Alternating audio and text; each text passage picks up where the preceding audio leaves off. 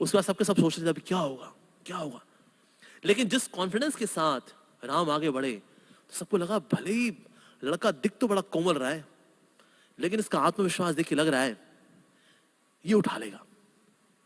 इसकी कमर देखो, इसकी छाती देखो, इसकी भुजाएं देखो। इसकी भुजाएं बड़ी कोमल है, लेकिन लग रहा है सारी शक्ति तो इसकी भुजाओं में निवास करती है। इसके चरणों में जो है सारा मंगलमयता वो निवास करती है। और सब प्रकार के गुण अगर कहीं पर हैं तो इस व्यक्ति से ही है। मानो सारा ज्ञान इस व्यक्ति में ही है, सारी दिव्यता इस व्यक्ति में, ये साक्षात दिव्यता मानो चल रही हो। ऐसे दिख रहे हैं राम। तो लग रहा था कि भले ये 12 साल का कोमल सा राजकुमार है, लेकिन ये धनुष उठा लेगा। तो फिर सबकी और जो एंटिसिपेशन थी, सबके सब जितने भी कोर्ट में बाकी मंत्री थे, सबकी उम्मीद थी बस उठा ही लेंगे अभी। तो श्री राम ने बड़ी आसानी से अपने बाएं हाथ से उठा करके प्रत्यंचा चढ़ाते उसको तोड़ दिया बीच में से।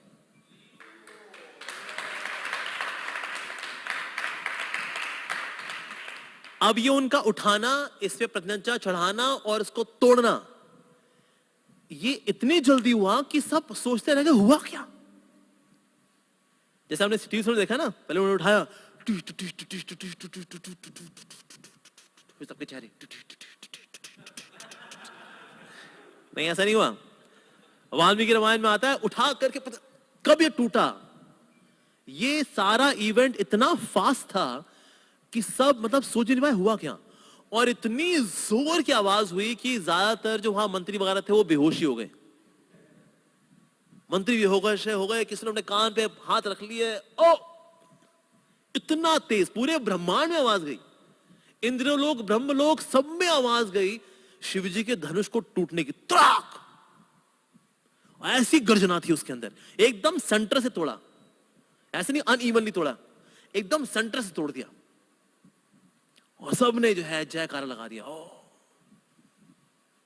अब ये बात बड़ी इंपॉर्टेंट है कि श्री राम ने बड़े एफर्टलेसली इस धनुष को उठाया और इस धनुष को उठा करके तोड़ दिया। ये धनुष रिप्रेजेंट करता है हमारे मिथ्य अहंकार को। अहंकार को कोई नहीं उठा पाया।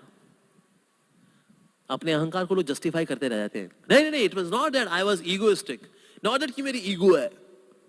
ईगो ही होती है वो। और उसको जस्टिफाई कैसे करते हैं? well, we also have some self respect। क्या हमारा कोई आत्मसम्मान नहीं है? अब हमारे भी तो आत्मसम्मान होता है। क्या हमारी कोई इज्जत नहीं है? हमारी भी तो इज्जत होती है। हमारी इज्जत की बेइज्जती करना ही ठीक नहीं होता है। देखिए हमारी या got some self esteem, you know, self esteem. तो हम ईगो को जस्टिफाई भी कर लेते हैं by the word self esteem, self respect, आत्मसम्मान। ये अच्छे अच्छे शब्द है ना, आत्मसम्मान, सेल्फ एस्टीम। ये वो सुनने में कितना अजीब लगता है। हमारी भी को तो ईगो है कुछ। अरे ये तो कितना भद्दा लग रहा है सुनने में। इसको थोड़ा अच्छे तरीके से बोलते हैं। हमारी भी तो कोई सेल्फ रिस्पेक्ट है सर। क्या मतलब क्या हम डोरमैट हैं? प्लीज हमें कोई ऐरा करा ना तो कहना मत समझे प्लीज। पर सुनने का मतलब होता है देखो हमारी भी कुछ ईगो होती है, थोड़ी इज्जत क्या करो, थोड़ा मसाज कर दिया करो उसको भी। तो कोई भी इस अहंकार के धनुष को उठा नहीं पाया। अहंकार को तो लोग जस्टिफाई कर रहे होते हैं। अहंकार को तोड़ने वाले हैं श्री राम। और वो ऐसे तोड़ते हैं, वाव, धूम धड़ाके से तोड़ते हैं अहंकार के इस धनुष को।